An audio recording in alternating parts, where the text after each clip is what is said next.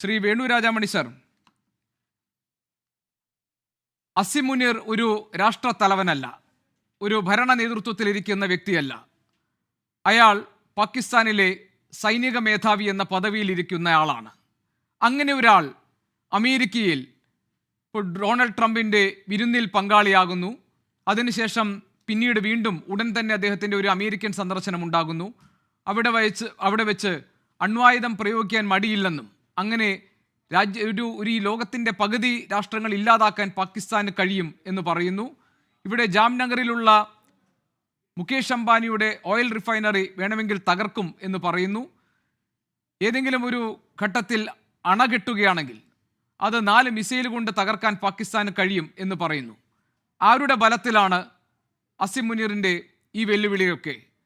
എന്തുകൊണ്ടായിരിക്കാം, അല്ലെങ്കിൽ എന്ത് ലക്ഷ്യം വെച്ചാണ് അസിം മുനീർ ഇങ്ങനെയുള്ള പ്രതികരണങ്ങൾ നടത്തുന്നത്?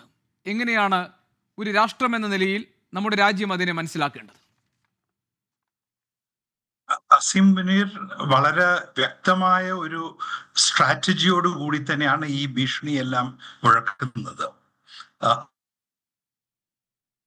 അദ്ദേഹത്തിന്റെ ടാർഗറ്റ് ഓഡിയൻസ് പറയുന്നത് ഒന്ന് പ്രസിഡന്റ് ട്രംപ് തന്നെയാണ്, പിന്നെ അമേരിക്കൻ എസ്റ്റാബ്ലിഷ്മെന്റും, വേണ്ടി വന്നാൽ വെസ്റ്റേൺ എസ്റ്റാബ്ലിഷ്മെന്റ് എന്നും നമുക്ക് പറയാം.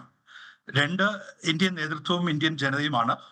3 പാകിസ്ഥാന്റെ ഡൊമസ്റ്റിക് ഓഡിയൻസ് ആണ്.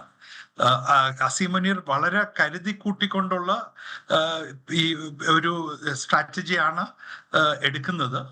അദ്ദേഹത്തിന്റെ ഉദ്ദേശം എന്ന് പറയുന്നത് ഈ ലോകത്തിന്റെ ശ്രദ്ധ പാകിസ്ഥാനിൽ നിന്നും ഇന്ത്യയിലേക്ക് ഉണ്ടാകുന്ന ടെററിസത്തിന് പകരം ഇന്ത്യയും പാകിസ്ഥാനും തമ്മിലുള്ള യുദ്ധത്തിൽ നിന്നും ഒരു ന്യൂക്ലിയർ വാറായി അത് മാറാനുള്ള ആ ഒരു സാധ്യതയിലേക്ക് ലോക ശ്രദ്ധയെ കൊണ്ടെത്തിക്കുക എന്നതാണ് അദ്ദേഹത്തിന്റെ ശ്രമം.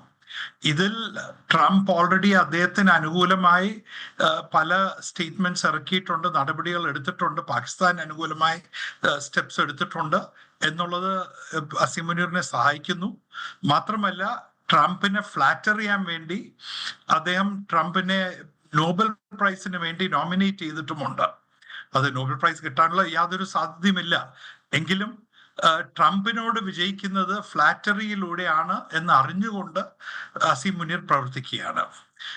ഇന്ത്യൻ വിദേശകാര്യ മന്ത്രാലയം ഇത് വളരെ നിരുത്തരവാദപരമായ സ്റ്റേറ്റ്മെന്റ് ആണ്, ഇത് പാകിസ്ഥാൻ സ്ഥിരമായി ചെയ്യുന്ന കാര്യമാണ്, ഇങ്ങനെ ഭീഷണികൾ ഇറക്കുന്നത് എന്നെല്ലാം പറഞ്ഞ് ഈ ഒരു സ്റ്റേറ്റ്മെന്റ്സിനെ ഡിസ്മിസ് ചെയ്തിട്ടുണ്ട്. എന്നാൽ ഇന്ത്യൻ എസ്റ്റാബ്ലിഷ്മെന്റ് തീർച്ചയായും ഗൗരവത്തോടു കൂടി തന്നെയാണ് ഇതെല്ലാം കാണേണ്ടത്. അത് ഒരു ന്യൂക്ലിയർ യുദ്ധം ഉണ്ടാകും എന്നൊരു ഭീഷണിയോടുകൂടിയല്ല, അല്ലെങ്കിൽ എന്നൊരു ഭയത്തോടു കൂടിയല്ല. പക്ഷെ നേരെ മറിച്ച് വീണ്ടും ഒരു കോൺഫ്ലിക്റ്റ് ഉണ്ടാകാൻ സാധ്യതയുണ്ട് എന്നൊരു യാഥാർത്ഥ്യത്തെയാണ് ഇത് വിളിച്ചറിയിക്കുന്നത്. നമ്മുടെ ഭാഗത്തു നിന്നും നമ്മൾ ഓപ്പറേഷൻ സിന്ദൂർ അവസാനിപ്പിച്ചപ്പോൾ പറഞ്ഞിരിക്കുന്നത് ഇതൊരു പോസ് ഇൻ ഹോസ്റ്റിലിറ്റീസ് മാത്രമാണ് എന്നുള്ളതാണ്. അസിം മുനീറിന്റെ ഈ ഭീഷണിയിൽ നിന്നും നമ്മൾ മനസ്സിലാക്കേണ്ടത് പാകിസ്ഥാൻ ഒട്ടും പിന്നോട്ട് പോയിട്ടില്ല. വേണ്ടി വന്നാൽ വീണ്ടും ഹോസ്റ്റിലിറ്റീസിന്റെ ഒരു തുടക്കത്തിന് തയ്യാറാണ്. വീണ്ടും ഇതുപോലെ ന്യൂക്ലിയർ യുദ്ധത്തിലേക്ക് ഇത് മാറും എന്ന ഭീഷണി ഉന്നയിച്ചുകൊണ്ട് അമേരിക്കയും മറ്റ് പാശ്ചാത്യ രാജ്യങ്ങളുടെയും ഇടപെടൽ കൊണ്ടുവരികയും അതിലൂടെ അവരെ കശ്മീർ പ്രശ്നത്തിലും ഇടപെടിക്കുക എന്നുള്ളതാണ് അസിം മുനീറിന്റെ തന്ത്രം. അതുകൊണ്ട് ഇത് വെറും വിടുവായുത്തമാണ് എന്ന് പറഞ്ഞ് നമ്മൾ അതിനെ ഡിസ്മിസ് ചെയ്യരുത്. ഇതിന്റെ പിന്നിൽ ഒരു തന്ത്രമുണ്ട്, ഇതിന്റെ പിന്നിൽ ആലോചനയുണ്ട്. മനഃപൂർവമാണ് അസിം മുനീർ ഈ പ്രഖ്യാപനങ്ങൾ നടത്തുന്നത്. ഇതിൽ നിന്നും ഇന്ത്യ എന്നും ജാഗ്രതയോടെ നിലനിൽക്കണം. വീണ്ടും ഹോസ്റ്റിലിറ്റീസ് ഉണ്ടാകാൻ സാധ്യതയുണ്ട്.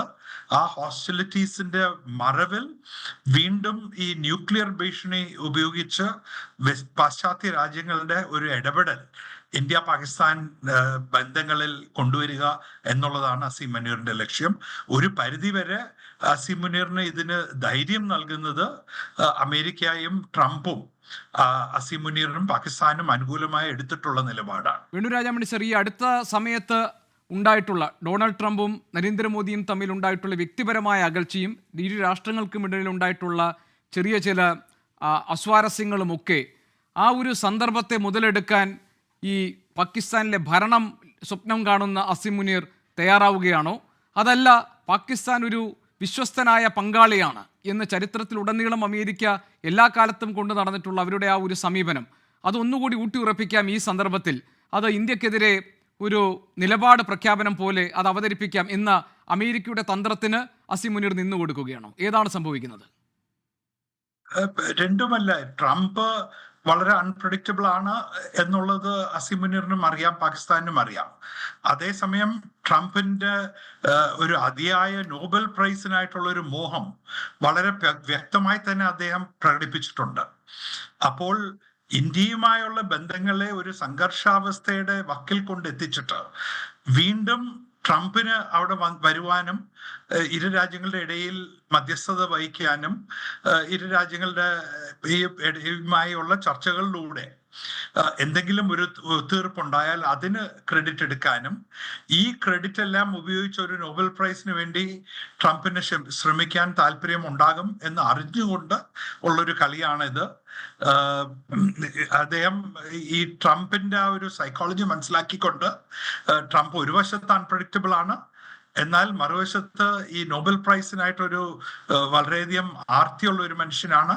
അപ്പോൾ ആ ഒരു ആഗ്രഹത്തിലൂടെ എങ്ങനെ പ്ലേ അപ്പ് ചെയ്യാൻ സാധിക്കും, എങ്ങനെ വീണ്ടും ഇന്ത്യയും പാകിസ്ഥാനെയും ഒരു സംഘർഷാവസ്ഥയിലേക്ക് കൊണ്ടെത്തിക്കുവാൻ സാധിക്കും എന്നതാണ് അസിം മുനീറിന്റെ ശ്രമം.